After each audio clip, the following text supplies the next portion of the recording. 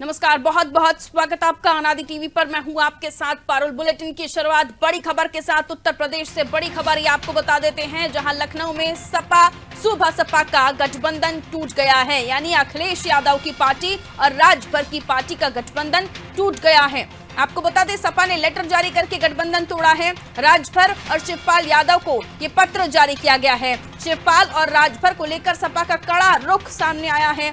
OP Rajbhar और शिवपाल को सपा ने स्वतंत्र कर दिया है।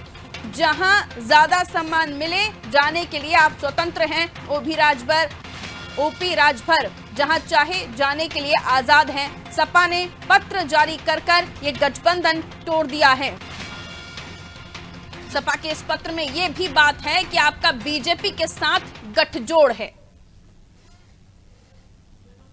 और ये वो पत्र जो सपा ने जारी किया है, इसमें साफ तौर पर यह बात लिखी हुई है कि जहां भी जाना चाहें उसके लिए स्वतंत्र हैं। शिवपाल यादव को भी यह पत्र जारी हुआ है और राजभर, ओपी राजभर सुबह सपा, उन्हें भी यह पत्र जारी हुआ है। इसमें लिखा है कि आपका बीजेपी के साथ गठजोड़ है।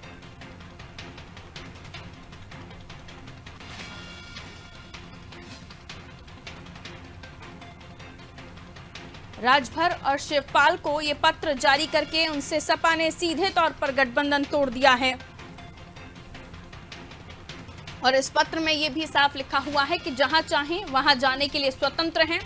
बीजेपी के साथ आपका गठजोड़ है।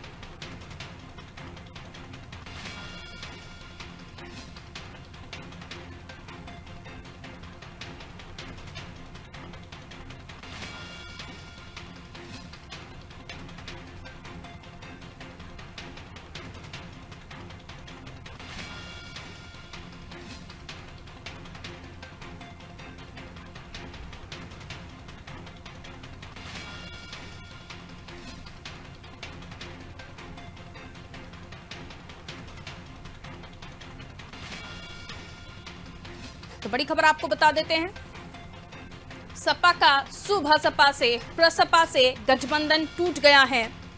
सपा ने लेटर जारी कर यह गठबंधन तोड़ दिया है। और इस खबर पर हम और भी ज्यादा जानकारी लेते हैं। अशफाक हमारे साथ उत्तर प्रदेश से इस वक्त बने हुए हैं। कयास तो यही लगाए जा रहे थे, लेकिन चुप्पी अखिलेश यादव की समझ से परे थी। लेकिन अब लेटर जारी कर सपा ने यह साबित कर दिया है कि उन्हें इन दलों की जरूरत नहीं है। जब थी तब तक थी, क्योंकि उस वक्त जरूरत थी। और ये भी कि आप ये दूसरी जगह पर यानी भारतीय जनता पार्टी के साथ दिखाई भी देने लगे हैं। तो अब क्योंकि गठबंधन टूट गया है, इस पर भी जानकारी दीजिए। और इसके अलावा आगे आप क्या समझते हैं कि इन दोनों दलों का भविष्य क्या है?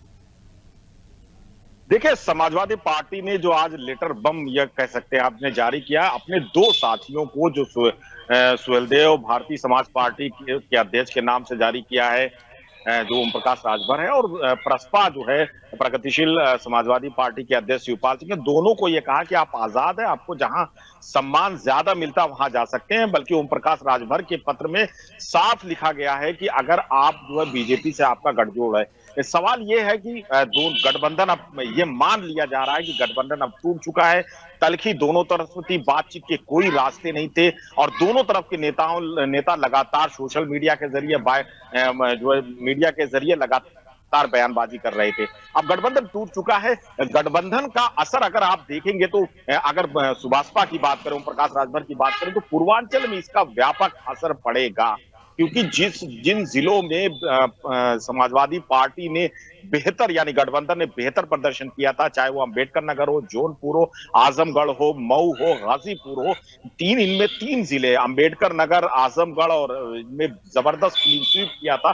वहां पर इस गठबंधन की वजह से ही जीत मिली थी, ये बात बिल्कुल तय है। क्योंकि जातिगत समीकरण जो है गठबंधन के साथ था, पहली चीज। दूसरी चीज ये है कि अखिलेश यादव इन सब मामलों में जिस अंदाज में गठबंधन के साथियों से बात करना चाहिए था, जिस अंदाज में जो है ओम प्रकाश राजभर से उन्हें बुलाना चाहिए था, मीटिंग करनी चाहिए थी, वो कहीं जो है उन्होंने उसमें जो है कोई जिस तरह से कदम उठाने चाहिए नहीं उठाए। दूसरी तरफ भारतीय जनता पार्टी की अगर हम बात करें तो सीएम योगी आदित्यनाथ ने खुद लोगों को बुलाया, खुद गृह मंत्री ने ओम प्रकाश राजभर को फोन किया कि वो द्रौपदी मुर्मू को वोट दें।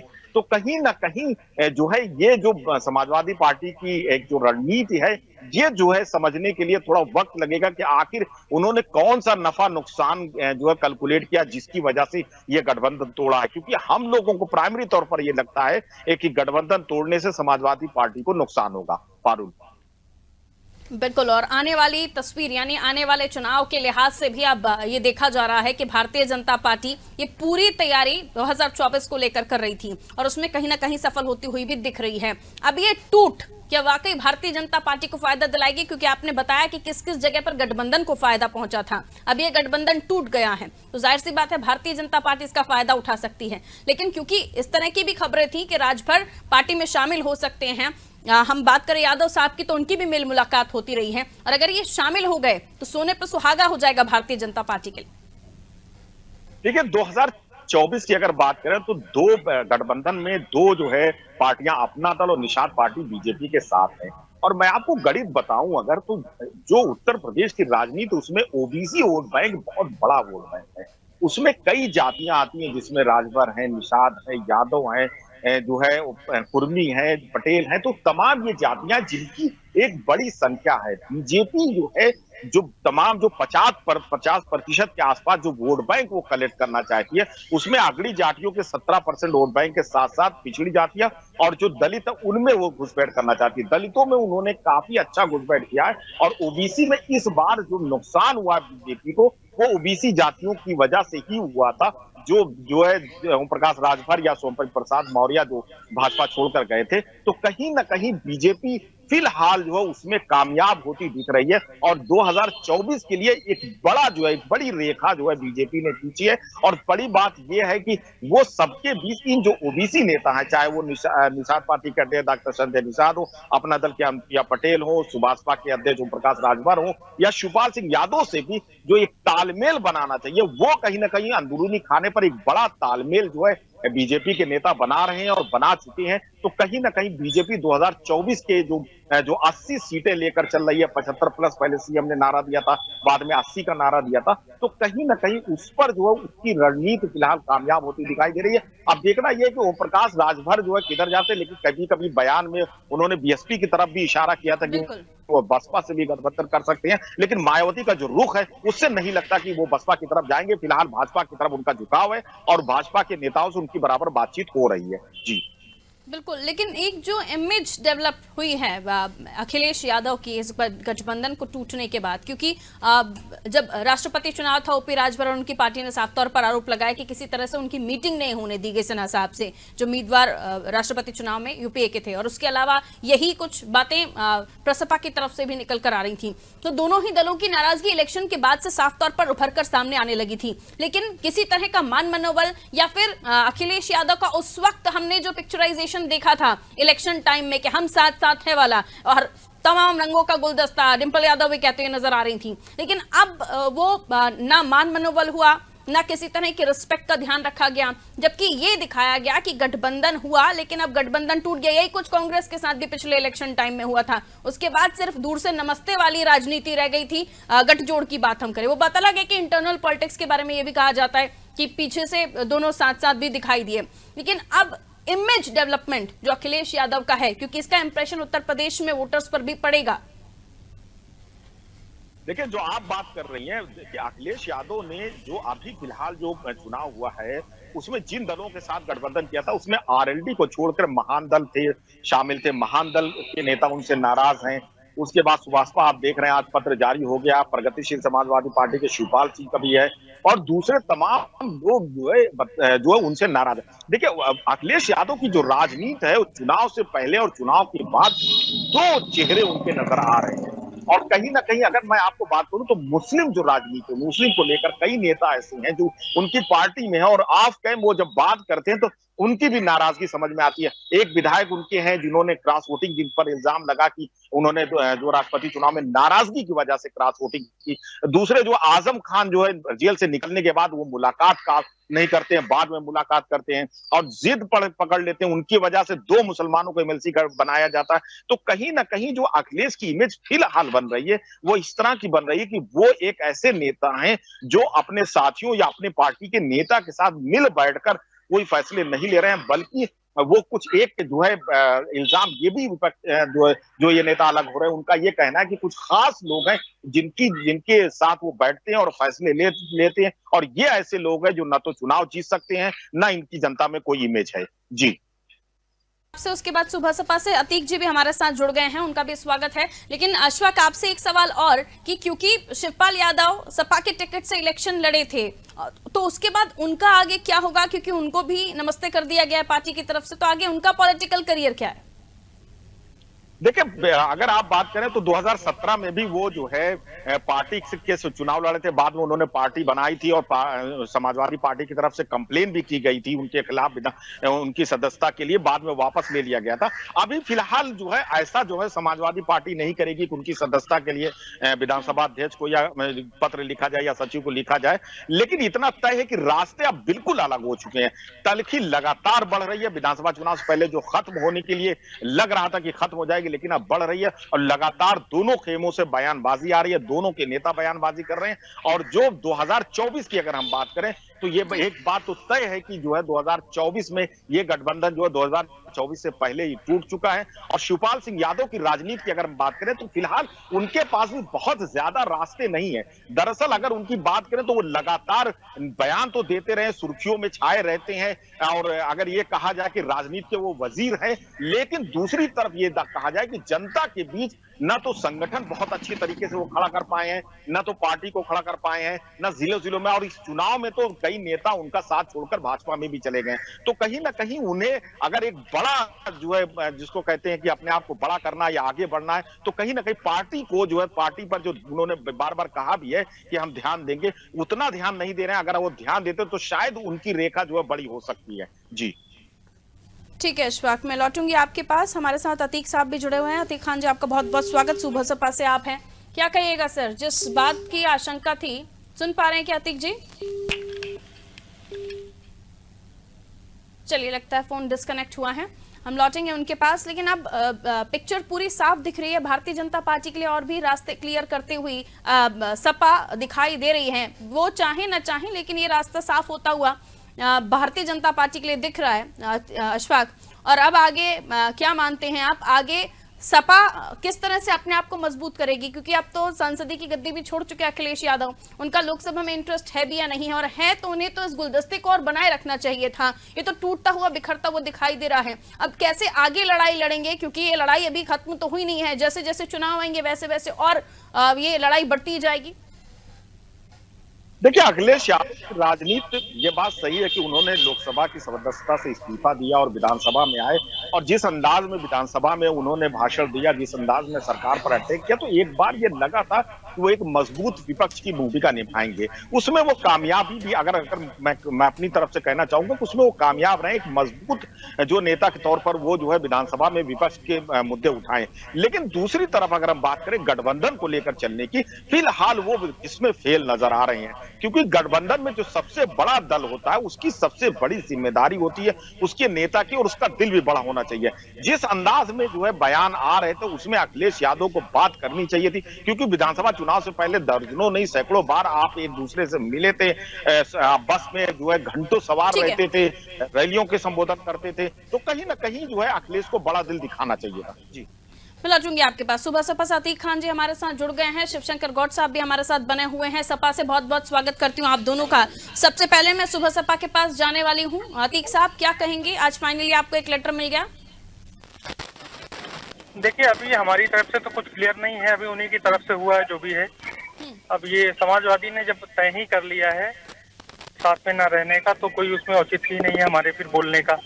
जी फिलहाल अभी हमारी तरफ से ऐसी कोई प्रतिक्रिया नहीं है। अभी हमारा शीर्ष नेतृत्व फैसला लेगा क्या करना है, हमें क्या नहीं करना है। अब ये तो बात की बात है। इस लेटर में ये भी पॉइंट लिखा हुआ है कि भाजपा के साथ आपके गठजोड़ हैं, आप चाहे जहां जा सकते हैं।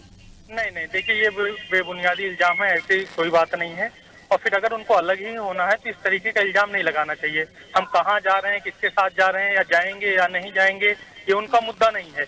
अगर उनको हमें साथ नहीं रखना है तो सीट से बता दें। बुराई वाली भी तो कोई बात नहीं है ना। अगर उनके मुलाकात बीजेपी नेताओं के साथ रही, ब्रजेश पाठक जी के साथ वोट डालने पहुंचे राष्ट्रपति उम्मीदवार द्रौपदी मुर्मू को, जब राष्ट्रपति हमारे देश की, तो इसमें मेल मुलाकात को गठजोड़ कहिए, गठबंधन कहिए, क्या कहिए, आप ही बता दें। देखिए, हमारी मुलाकात तो हमेशा से सबसे होती है। हम पहले भी पार्टी के साथ ही थे, ऐसा तो है नहीं कोई नई मुलाकात हमारी हो रही है। ठीक तो है। हम पहले भी पार्टी के साथ थे, तो बाद में हमारे रिश्ते वहां से टूट गए।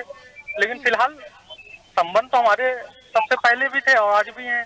ठीक है, तो इसका ये लेकिन मतलब राजभर थोड़ी ना है साहब कि ने हम ये किसी भी के कहा साथ जा था, रहे हैं। अतीक साहब, कि हमें तो वहां से बुलावा आता ही रहता है। यानी जब पूछा गया था उनसे कि बीजेपी से आपको गठबंधन के लिए या फिर जुड़ने के लिए कहा गया, तो उनका ये भी आंसर था कि हमें तो वहां से बुलावा रहता ही है हमेशा से।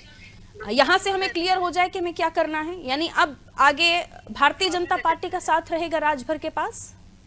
देखिए, अभी कुछ कह पाना या कुछ कहना जल्दबाजी होगी। अभी तो हम कुछ ज्यादा नहीं कह पाएंगे।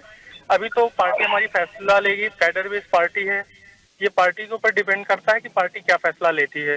तो अभी मुझे लगता है कि अभी ठीक है, पार्टी क्योंकि की इतने कॉन्फिडेंट राजभर साहब, ओपी राजभर साहब दिखाई दे रहे थे जब इस तरह की बातें उनसे होती थी कि वो फाइनल डिसीजन ले चुके हैं। अब अखिलेश यादव की तरफ से क्लियरिटी की जरूरत है कि वो क्या चाहते हैं, लेकिन अभी भी आप कश्मकश की स्थिति में हैं। तो ये तो नहीं कहा जा सकता, या कहा जा सकता, आप बता दीजिए कि सिर्फ डराने महज को ये सब कर रहे थे राजभर साहब। नहीं, देखिए, डराने की बात नहीं है। जब हमें हर जगह पर अपमान किया गया, हमारा कई बार हमें बुलाया गया, एक बार फोन किया गया, फिर उसके बाद इग्नोर कर दिया गया, तो कई बार कहीं ना कहीं अपमानों जाइए, तो हो इसलिए गया हम खत्म। इंतजार किया, अभी तक कोई प्रतिक्रिया नहीं आई। आज आई भी तो ये हमें साथ नहीं रखना ठीक है, चाह यानी रहे हैं। ऑफिशियल स्टेटमेंट तो अभी ठीक है, आपके नहीं पास रखना नहीं है चाह रहे पार्टी हैं, का। कोई बात नहीं। हम देखेंगे आगे क्या करना है।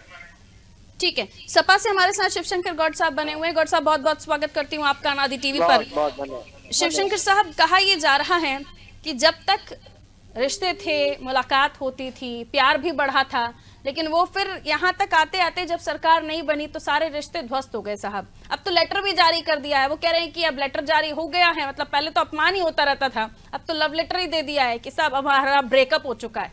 क्या कहिएगा? देखिए, जब प्रेम कोई अटूट संबंधों से निभाना चाहता हो, ईमानदारी से निभाना चाहता हो, तब प्रेम टिकता है। जब प्रेम हमसे भी मोहब्बत है, उनसे भी मोहब्बत है और कई जगह मोहब्बत है, तो वो प्रेम नहीं होता है, वो छलावा होता है। तो जब उन्होंने छलावा करने का काम किया, चुनाव जीते आदरणीय अखिलेश यादव जी के नाम पे, हमारी पार्टी के सिंबल पे चुनाव जीते, लेकिन वो समर्थन भारतीय जनता पार्टी का कर रहे हैं। भारतीय जनता पार्टी के नेताओं के साथ मुख्यमंत्री के साथ गलबैया कर रहे हैं। तो कहीं ना कहीं ये गठबंधन धर्म हो, या तो विधायक होने के नाते ये अनैतिक है। इस नाते पत्र जारी हुआ है। और मैं आपको एक बात बताऊं, ठीक है, मोहब्बत किसी एक से की जाती है, कई लोगों से मोहब्बत नहीं होता है। आप जिसको मानिए तो उसके साथ रहिए, रिश्ता निभाना समझिए, संबंधों को निभाना चाहिए। लेकिन राजनीतिक चीजें देखिए, क्या मजबूरी है, भारतीय जनता पार्टी के साथ लगातार वो दिख रहे हैं, भारतीय जनता पार्टी की भाषा बोल रहे हैं। ये न्याय संगत नहीं हो सकता है एक पार्टी के लिए और एक गठबंधन के लिए। इसलिए ये पत्र जारी हुआ है। आदमी स्वतंत्र, जिसको जहाँ मन हो चला जाए। समाजवादी पार्टी को कोई फर्क पड़ने वाला नहीं है, कोई कहीं भी जाएगा किसी से। हमारे नेता आदरणीय अखिलेश यादव जी इतने लोकप्रिय हैं, और आज समाजवादी पार्टी सर्वाधिक मत पाकर, कुछ मत असफल रहे, हम लोग असफल हो गए कुछ मत पाने से, लेकिन हमें उम्मीद है कि जनता, उत्तर प्रदेश की जनता हमें आगामी चुनाव में इससे भी प्रचंड बहुमत से सरकार बनाएगी। आदरणीय अखिलेश यादव जी के नेतृत्व में हम सरकार बनाएंगे, ये तय है। आंकड़े कहते हैं कि जो आपका गठबंधन था शिवशंकर साहब, उसने आपको आजमगढ़ में, जौनपुर में, अंबेडकर नगर में काफी अच्छी बढ़त दिलाई थी। वोटिंग परसेंट भी आपका इम्प्रूव हुआ था, और जो परफॉर्मेंस था उसमें भी गठबंधन का साथ था, क्योंकि जातिगत समीकरणों ने आपको कहीं ना कहीं अपवर्ड किया था। और अब ये साथ है नहीं आपके पास, क्योंकि चिट्ठी जारी कर दी है आपने, अब संबंध है नहीं, ब्रेकअप हो गया है। तो अब आगे किस तरह बढ़िएगा? क्योंकि उत्तर प्रदेश की राजनीति तो जातिगत समीकरणों पर ही बहुत ज्यादा चलती है सर। तो आगे रणनीति क्या है? लोकसभा चुनाव के लिए इंटरेस्टेड है, परफॉर्मेंस अच्छा देना है, क्योंकि अभी से ही टूट रहा है आपका हरा भरा गुलदस्ता। तो आगे आप कौन से रंग का गुलदस्ता बनाइएगा?